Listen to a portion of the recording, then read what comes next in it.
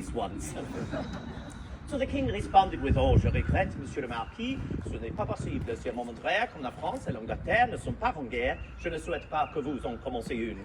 I'm sorry, monsieur le marquis, it is just not possible, for it is indeed a rare time in French history where France and England are not actually at war, and I do not wish for you to start yet another war with that horrible nation of merchants, as we French used to refer to England." Well, my friends, that should have been the end of it. For when the King and Queen of France say you cannot do something, well, you cannot. But I did the unthinkable. I disobeyed them. I left my regiment. I went to the western part of France, and there at the port city of Bordeaux, I purchased a ship fittingly called La Victoire, the Victory. For that is what I was in search of, victory in this great and noble cause. Well, the King and Queen of France soon found out that I disobeyed them, and do you think they were pleased with this? No, au contraire, quite displeased. In fact, so much so that they sent out soldiers to try and apprehend me. For if I was to be apprehended, of course I was to return back to my regiment at Metz, or worse, to my father-in-law at Marseille. So I had to act with the utmost secrecy, preparing all that I would need. A crew to man my ship, companions to join me, all of the supplies that I would need. For in truth, I did not know when, or if I would even return back to France. Well, when all was prepared, the harbor master at Bordeaux inquired, "What is your destination, monsieur? Where are you headed?" He did not realize I was the Marquis de Lafayette, for of course I had disguised myself. Now, mademoiselle, if you had to wear a disguise, a costume, and you wanted no one to know it was you, what would that costume be?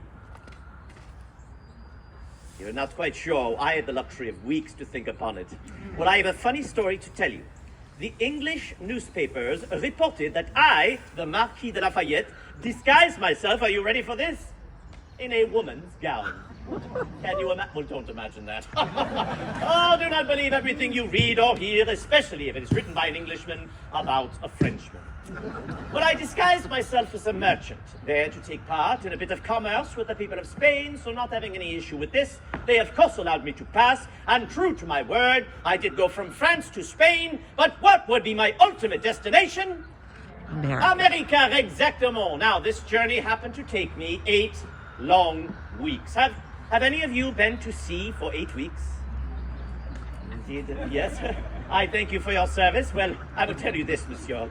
Plain and simply, I am glad that I joined the French army and not the French Navy, because I was seasick nearly every day of that journey. But after 8 long weeks, as I looked over the bow of my ship, I could see the Americas for the first time. And we had landed at a place called Georgetown in South Carolina. How I recall that evening so perfectly well. Well, even though it was evening, the moon was so bright that it illuminated everything that we looked upon. So as I put my foot upon American soil for the first time and met you, the good people of the United States, well, what do you think my first impressions were of you, the people of the United States of America? Perfect. It's better not to answer that question.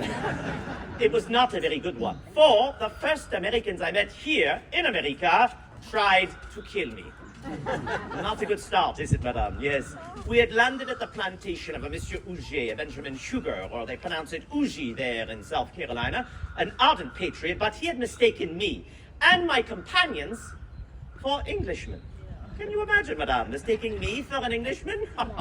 You know, in hindsight, I don't think the moon really was that bright. Well, I quickly assured them that we were not. We were there to help them in their great and glorious cause, and once they realized this, they welcomed us with open arms. But friends, we were not there upon a holiday. We needed to make our way as quickly as possible to Philadelphia City, so after bidding farewell, after thanking them for their kindness and hospitality, and most assuredly for not killing us, we began that long journey northwards. It would take us 7 more weeks, but eventually I would arrive in Philadelphia, the largest city in former English North America, and its 40,000 souls. Now, my friends, before I had departed France, I had met with an American agent from Paris, from Connecticut. His name was Silas D. And he was giving out what we call promissory notes, and as the name implies, it promised something. In my case, it promised that if I, the Marquis de Lafayette, were to come to America, I would be granted the rank of Major General in the American Army. So there I was, promissory note in hand, and I approached your Congress. And I said to them, honor me so by granting me a command in the Continental Army that I too might fight against tyranny. And now what does Congress say to me? You're doing great, my friend, yes. They say, no, thank you for coming, Monsieur le Marquis. We appreciate you offering your services, but we don't need, nor do we even want your help. Now, can you imagine this, my friends, what I had endured up to that moment? I had left my regiment. I had disobeyed the King and Queen of France. I had traveled 8 long weeks at sea, seasick nearly every day, nearly been killed by the first Americans I met here in America, traveled from South Carolina all the way to Philadelphia in the month of July, just to be told by your members of Congress to return back to France. Well, I ask all of you, what would you have done? Would you have returned back to France? No. Of course not. You would persevere, you would overcome, you would triumph in the end, just as I had done. So I attempt again to speak to Congress, saying, very well, you will not give me a command of soldiers, but perhaps you will allow me to serve as an aide-de-camp to General Washington, as an assistant to the great man. And again they say to me, I'm sorry, Monsieur le Marquis, but once again this is just not possible. Besides, we don't have enough money to pay you. Well, I finally said boldly to your members of Congress, then I shall serve at my own expense. And would you know it, with those immortal words, your Congress immediately made me a Major General. I could not imagine this good fortune, for as I have already told you, I was but a captain in the French army, and a newly promoted one at that. But here in America, I was made a Major General, a General of Division. I could command upwards of 5,000 soldiers, yet in truth, I never commanded more than 50 in my entire life, and all at the age of 19. Well, good fortune would follow me again.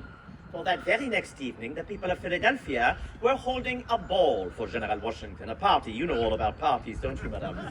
But this one held in honor of General Washington for defending the city of brotherly love. Now, I recall when he walked into the room, for I knew precisely who he was before he spoke, even though we had never met before. It was simply by the way in which he carried himself.